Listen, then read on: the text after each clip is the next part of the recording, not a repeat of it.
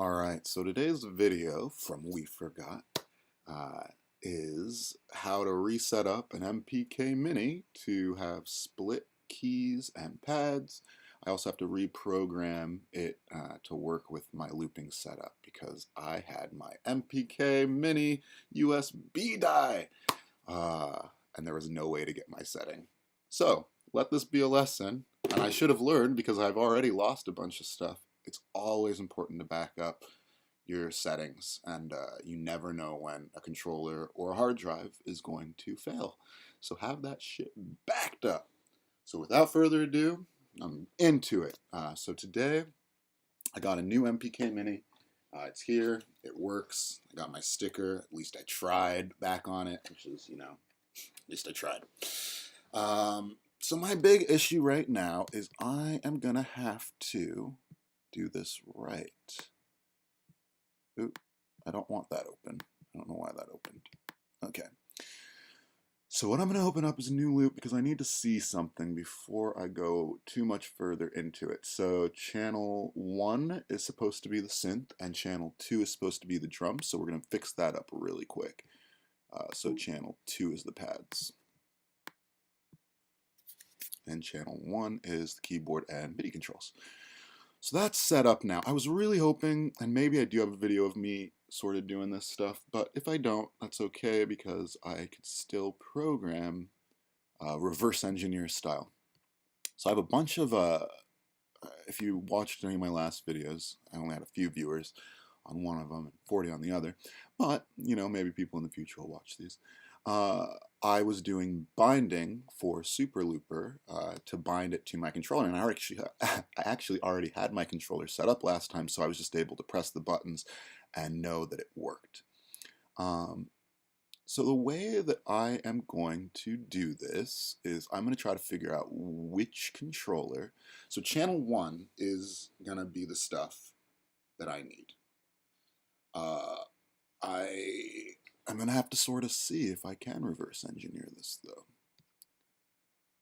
Because it's actually... Oh, no. Channel 2 is going to be it because channel 2 is the pads. Correct. So channel 2 is the pad bank. So anything that's channel 2, I'm going to have to reset. So that's a program change. And so I need a program change 8, so that triggers loop 3, triggers loop 4. So that's actually on the flip side. That's on bank B. Alright, so bank B to trigger loop 1 is 12. Okay, that's already set up correctly. That's already set up correctly. To trigger loop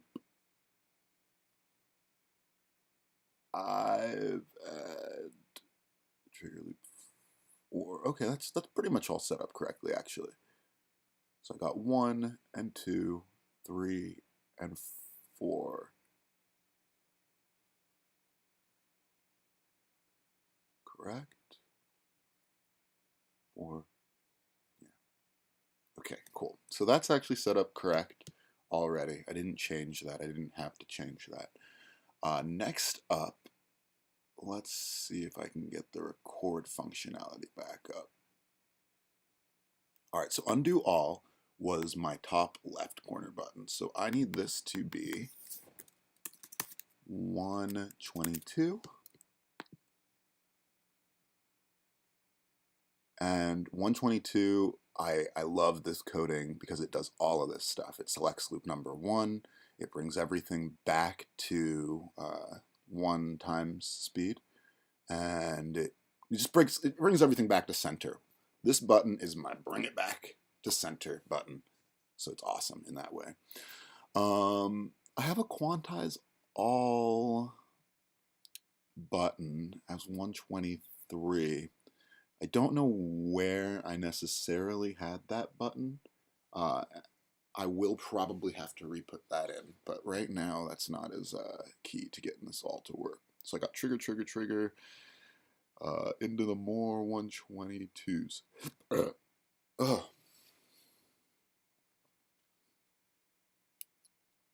Okay, so 120 is going to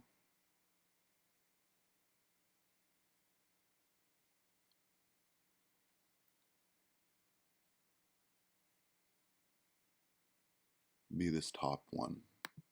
So this is 120, and that means that this other one is 121. 21. Cool.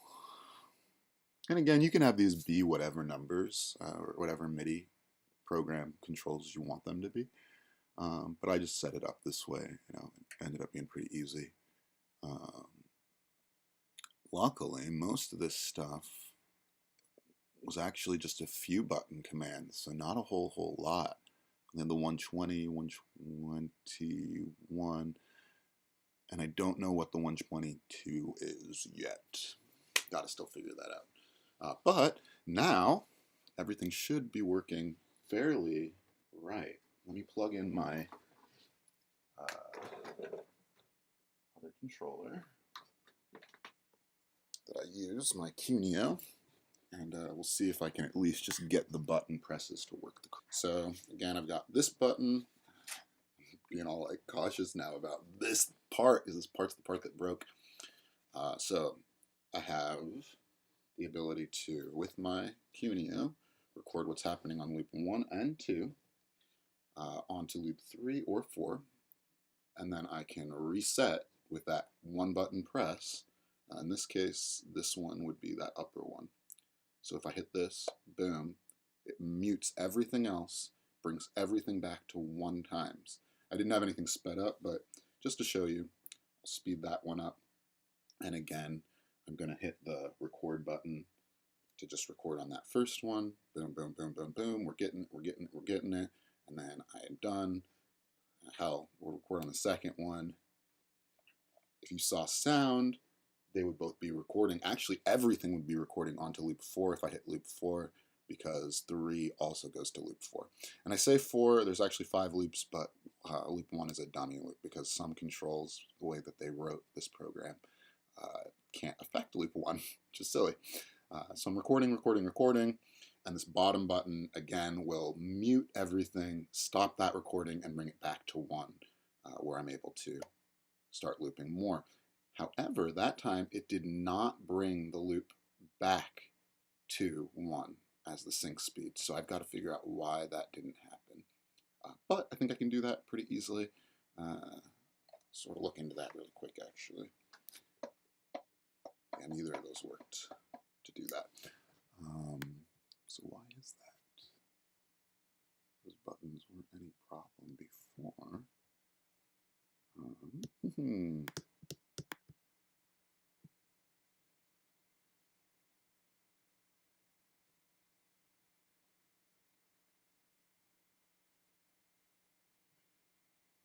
Should be right. Channel 2, 1, 2, 2.